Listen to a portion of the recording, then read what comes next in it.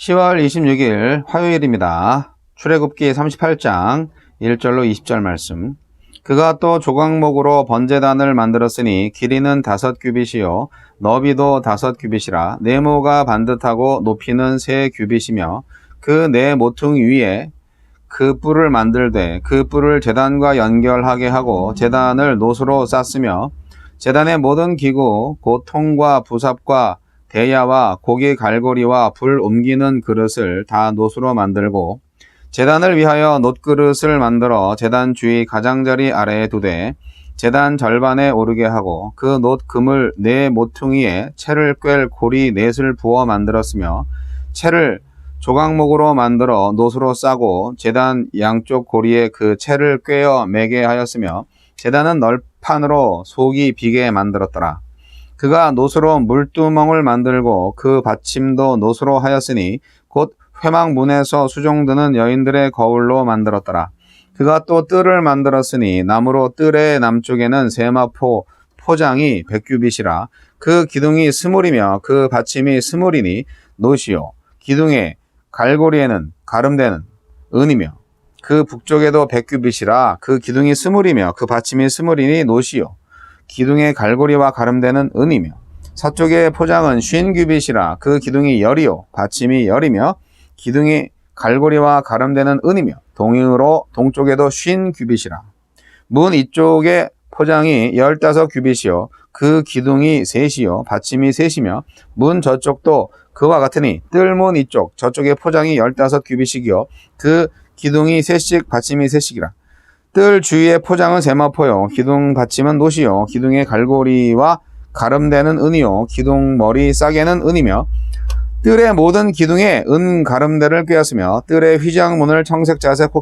홍색실과 가늘게 꼰 배실로 수놓아 짰으니 길이는 20규빗이요 너비와 높이는 뜰의 포장과 같이 5규빗이며 그 기둥은 넷인데 그 받침 넷은 놋이요 그 갈고리는 은이요 그 머리 싸개와 가름대도 은이며 성막 말뚝과 뜰 주위의 말뚝은 모두 놋이더라. 한 규빗이 이 정도 되는데 그래도 뭐 감이 안 오시죠. 아주 큰 공간은 아니지만 뭐 그렇다고 해서 그렇게 또 작은 공간은 아닙니다.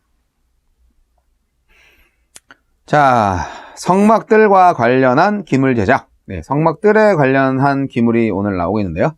성막들과 관련된 기물들을 만듭니다. 성막이 하느님의 집을 상징한다면 성막들은 사람들이 제사장을 통해 예배드리고 교제하는 장소입니다. 우리에게 주시는 교훈은 무엇입니까? 네, 성막은 영원하고 완전한 구원을 맛보는 완성된 하나님의 나라의 모형이었습니다. 이스라엘 백성은 성막에서 드리는 제사와 성결 의식을 통해 하나님을 만났고 하나님이 주시는 생명을 받아 누렸습니다. 우리는 이 땅에서 하나님께 드리는 예배, 공동체와 나누는 교제를 통해 완전한 구원을 미리 경험할 수 있습니다. 오늘 이곳에서 성실한 예배와 진실한 교제를 통해 그 맛을 미리 본 자만이 참으로 영원한 그 나라를 사모할 수 있습니다. 성막들 중앙에 번제단을 만들었습니다. 매일 아침 저녁으로 드리는 제사와 여러 제사가 그곳에서 이루어졌습니다. 짐승이나 곡식으로 드리는 제사 형식을 취하고 상황에 따라 드린 제물을 같이 먹기도 했습니다. 번제단은 삶 가운데 벌어지는 여러 상황, 곧 죄 문제 해결과 관계 회복, 헌신과 감사를 하나님께 표현하는 통로였습니다. 번제단과 그곳에서 드리는 모든 제사는 언약 백성의 모든 삶이 예배여야 함을 보여주었습니다. 새 언약에서는 예수님을 통해 모든 제사가 성취되었습니다. 우리는 그리스도 안에서 예배를 드릴 필요가 없어진 것이 아니라 모든 삶이 예배일 수 있게 되었습니다. 공적인 예배와 회개뿐만 아니라 모든 일상을 그리스도를 통해 하나님께 드리는 예배로 삼아야 하겠습니다. 성막들의 기물 중 번제단 다음으로 만든 기물은 물두멍이었습니다. 제사장들이 섬길 때 손발을 씻을 물을 담는 통이었습니다. 이는 주님을 향한 섬김의 삶이 정결해야 함을 의미했습니다. 예수님을 믿는 성도의 삶도 마찬가지입니다. 구원을 얻었기에 더욱 정결하게 주와 동행해야 합니다. 성막들을 구성할 말뚝과 포장을 만들었습니다. 성막을 만드는 과정은 안쪽 지성소에서 성소를 거쳐 성막들로 진행되었습니다. 주의 임재와 은혜에서 시작해 예배와 삶으로 응답하는 안에서 밖으로의 순서였습니다. 이 순서를 뒤섞거나 하나만 집중하는 것은 적절치 않습니다.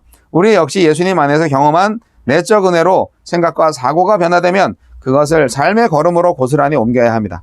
주님이 허락하셔서 경험한 은혜를 내 삶에 어떻게 옮겨야 할까요? 주여, 예수님의 속죄에 힘입어 제 모든 삶이 하나님께 드리는 예배가 되게 하소서. 오늘은 성막들에 대한 얘기인데 사실상 제사장이 아닌 다음에서야 성소에 들어갈 수가 없잖아요. 그러니까 성막들이 사실은 모든 성도들이 함께 공유할 수 있는 장소입니다. 이것을 예배당으로 따져본다면 뭐 예배당 안에서 누구나 들어올 수 있죠. 뭐 강단에도 사실 오늘날에 누구나 올라갈 수 있습니다. 이 강단이 어떻게 보면 성소라고 볼 수가 있고요. 지성소는 눈에 안 보입니다. 지성소는 대제사장만 들어갈 수 있는 곳이고, 그리고 그 뭐 대제사장은 예수님이잖아요. 그러니까 예배 가운데에서 예수님하고 랑데뷰하는 그런 그야말로 뭐 크로스 포인트라고 해도 되고, 한 주님과의 깊은 교제가 이루어지는 성령 충만한 상태가 됐을 때 우리가 지성소에 있는 것 같은 그런 경험을 하겠죠. 그건 어떻게 보면 약간 좀 판타지한, 판타스틱한 그런 체험이 될 건데, 지성소는 그래서 뭐 이겁니다 라고 보여줄 수는 없는데, 성소는 뭐 강단 정도 의미할 수 있고, 그 다음에 성막 뜰은 이제 예배당과 뭐 예배당 주변에 있는 모든 뭐 주차장까지 포함해서 가능합니다. 근데 이제 사실 요즘은 뭐 강단에도 평신도 다 올라갈 수 있고, 얼마든지 뭐 거기서 뭐 춤을 추고 뭐 해도 뭐 상관없죠. 당연히 그러셔야 되고, 그래서 그걸 뭐 이렇게 딱딱 상징적으로 말하는 것은 아주 무의미하고요. 대신에 우리가 이렇게 성막들에서 어떤 일들이 있었나, 그리고 성막들을 만드는 여러 가지 기구들은 어떤 의미에서 왜 이렇게 지어졌을까, 이런 거를 한번 영적으로 생각을 해보자는 거죠. 물두멍과 그 받침에 대한 명령을 하시면서 제사장이 물로 깨끗이 씻고 제단으로 나아가야 죽지 않는다고 말씀하셨어요. 예, 씻는 게 중요합니다. 이 제사장들, 하나님의 종들 정말 삶이 성결해야 됩니다. 그게 중요한 것 같아요. 그러니까 오늘 말씀에는 사실 그 의미와 기능은 생략하고 그냥 제작 과정만 기록하고 있는데, 사실은 그 의미가 아주 중요한 거죠. 근데 재밌어요. 이 8절 보시면요, 재밌어요. 8절에는 회막문에서 수종드는 여인들의 거울로 만들었다. 뭐를요? 물두멍과 받침을 만드는 데 쓰인 노쇠를 그걸로 만들었다는 거예요. 그거 좀 굉장히 특이합니다. 물두멍이 뭔가요? 물두멍은 뭐 그냥 대야예요. 씻는 곳인데, 손과 발을 씻는 곳인데, 제사장들이 직무를 수행하기 전에 반드시 물두멍에서 이제 손발을 씻어야 했습니다. 이거는 이제 출애굽기 30장 19절 20절에 나와 있는데, 이건 뭘 의미합니까? 누구든지 거듭나지 아니하면 주님을 볼 수 없다. 주님을 가까이 할 수 없다. 주의를 할 수 없다. 그런 겁니다. 죄로 인해서 더럽혀진 영혼이 하느님 앞에 나아갈 수가 없잖아요. 왜냐하면 하느님은 죄와 상관이 없는 분이죠. 예. 말하자면 죄와는 절대로 같이 할 수 없는 분이죠. 예. 그렇기 때문에 죄인은 하느님과 만날 수가 없습니다. 거룩하시고 절대적으로 성결하신 하느님을 만나기 위해서는 내가 정결해야 되고 내가 성결해야 되는 거예요. 근데 내 힘으로 안 되니까 예수 그리스도의 그 공로로 나아가는 거예요. 이게 기독교의 진리이고 기적적인 그런 체험인데, 침례 요한이 이러한 영혼의 씻음을 성령과 불로 인한 씻음이라고까지 말했어요. 마태복음 3장 11절. 예수님은 또 거듭남의 의미를 니고데모가 물었잖아요. 내가 어떻게 부모님의 태에 들어가서 다시 거듭날 수 있겠습니까? 이렇게 물었는데, 물과 성령이라고 예수님이 말씀하셨어요. 네, 요한복음 3장 5절. 그렇기 때문에 하나님과 교제하면서 그분을 위해서 봉사하고자 하는 사람은 우선 자신의 영혼을 주님께 바쳐야 되는데, 바치기 전에 먼저 주님의 보혈로 깨끗이 씻어야 합니다. 전 인격을 성령으로 충만케 해서 성결케 되어야 합니다. 그것이 주의 종의 기본적인 준비예요. 그런 성령의 은혜로 채워지지 않는 사람이 무슨 주회를 한다고 인간적인 치장으로 그냥 그렇게 하시면 안 돼요. 그리고 거울이라는 부분 굉장히 중요한데요. 네, 거울로 만들었어요. 거울로. 물두멍을 회막문에서 수종드는 여인들의 거울로 만들었다. 이야, 이게 무슨 의미지? 아마 레위 지파의 그 여인들이 자기들의 거울을 모아서 그 성막 안에 한 기구를 만들도록 헌물을 한 것 같아요. 근데 거울은요, 여인들한테 아주 중요한 거 아니겠습니까? 자신을 보잖아요. 예. 자신의 거울아, 이 세상에서 누가 제일 이쁘니? 이거 보기 위해서 보는 여인들은 별로 없고요. 내 얼굴에 혹시 때가 묻지 않았나, 티가 나지 않았나, 이런 거 점검하기 위해서, 죄를 없애기 위해서, 더러움을 점검하고 그것을 없애기 위해서 거울 보지 않나요? 네, 그렇기 때문에, 부정적으로 생각하면은 여인의 욕망과 교만의 그런 물건이지만, 한편으로는, 자신의 어떤 더러움을 지적하고 그것을 보완하기 위한 도구로 사용하는 겸손의 도구 될 수 있죠. 이러한 거울을 바쳤다는 것은 결국 그 여인들이 자기에게 가장 소중한 것을 바쳤다는 것을 의미하고요. 그리고 다른 한편으로는 자신을 죽이고 부인하고 하나님께 온전히 헌신된 바로 그 뜨거운 신앙의 표현이 아니었나 라는 생각을 하게 만드는 그 거울이라는 헌물입니다. 근데 그 거울로 물두멍을 만들었다. 물두멍 받침을 하고. 그렇다면 우리는 이 물두멍에서 손발 다 씻으면서 거울을 보는 거죠. 예. 당연히 손발 씻을 때 우리 세면대 앞에 거울 있잖아요. 그런 거예요, 지금.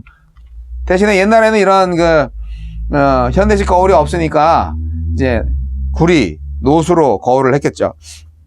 자, 우리가 하나님을 만나기 전에 자신을 돌아보고 자신에게 죄가 없나 보셔야 합니다. 그래야 성결하고 정결한 몸과 마음으로 하나님을 만날 수 있죠. 예배 가운데로 나아가는 자는 반드시 죄의 회개함이 있어야 됩니다. 그래야 하나님을 만날 수 있죠. 네, 죄의 용서는 가능합니다. 죄를 고백하고 예수의 이름으로 기도하세요. 그러면 용서해 주시니까. 예수님과 가장 생명이 연결되어 있는 절대적인 관계를 맺기 위해서는 절대적으로 죄에 대한 회개가 필요합니다. 예수님은 말씀하셨습니다. 아무든지 나를 따라오려거든 자기를 부인하고 날마다 제 십자가를 지고 나를 쫓을 것이라고 누가복음 9장 23절을 말씀하셨는데, 우리는 사실 돈 벌어야지, 그래도 돈이 최고야, 여튼 날마다 부를 축적하기 위해서 사회생활에 분주한 저와 여러분, 우리가 천하를 얻고도 내 생명을 잃어버리면 무슨 소용이 있겠어요? 하나님 앞에서 철저히 나 자신을 부인하고 자신의 가장 소중한 것을 하나님께 드렸던 그 회막문에서 수정들던 여인들의 믿음을 한번 가져보시기 바랍니다. 물두멍이 뭘 교훈하고 있습니까? 날마다 죄로 물든 우리 자신을 성령과 그리스도의 은혜로 철저히 정결하게 씻어야 한다는 교훈을 주고 있습니다. 네, 물두멍은 그런 기능을 하는 거고요. 예, 그리고 성막들과 성도의 관계. 성막들은 아까도 말씀드렸듯이 교회 예배당이나 마찬가지겠다 생각이 드는데, 여러분, 성막들은 결국 희생을 상징합니다. 그곳에서 하나님께 드리는 많은 제물들이 피 흘리고 죽어 나가잖아요. 그곳에서 희생이 있는 거죠. 양들이 죽임을 당하잖아요.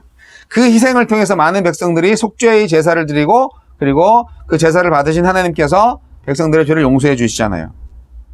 예수 그리스도의 희생이 있는 곳이 바로 성막들입니다. 예배당 안에서 예배할 때 그런 일들이 계속 일어나야 되는 거예요. 회개와 용서의 역사가 일어나는 예배가 넘치는 여러분의 교회가 되기를 원합니다. 그리고 그 다음에 뭐가 일어나죠? 회개와 용서가 일어나면 화해가 일어나죠. 그래서 교회는 화해의 장소가 되어야 하는 거예요. 성도 간의 화목을 상징하는 곳이 바로 성막들입니다. 성막들은 희생을 상징할 뿐 아니라 제사장의 가족들이 음식을 나누어 먹는 장소이기 때문에 화목을 상징하기도 해요. 역시 이게 좀 화기애애 될 때는 음식이 빠질 수가 없어. 그래서 이 거룩한 제사에서 물려진 음식들, 제사 드리고 남은 음식들 있잖아요. 그거를 함께 제사장의 온 식구들이 하느님의 은혜를 기리면서 즐거운 식사를 하는 곳. 바로 이곳이 바로 인간과 하느님과의 화목이 이루어지는 곳. 인간과 인간의 화목이 이루어지는 곳이 바로 이곳입니다. 그리스도의 희생으로 우리는 성막들에 거하는 성도의 무리가 되었습니다. 할렐루야. 이제 우리는 성막들에 거하고 있습니다. 우리는 매 순간 하나님과 화목된 생활을 하셔야 되겠습니다. 그리고 더불어서 주변의 많은 이웃들한테 이 성막들의 행복을 전해주세요. 그것이 우리 교회의 사명이 아니겠습니까? 사도행전 4장 32절에 보면 믿는 무리가 한 마음과 한 뜻이 돼서 물건을 서로 통용하고 서로 사랑했다 이렇게 기록되어 있는데요.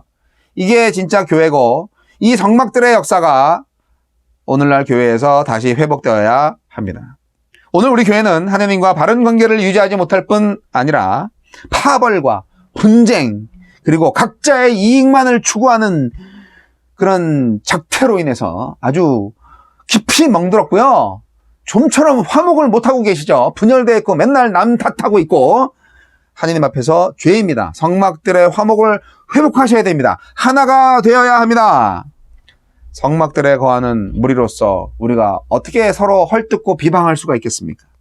초대교회 성도처럼 한마음 한뜻이 되셔서 위로 하나님과 화목하고 옆으로 형제들과 화목하는 그리스도의 교회가 되기를 간절히 축원합니다.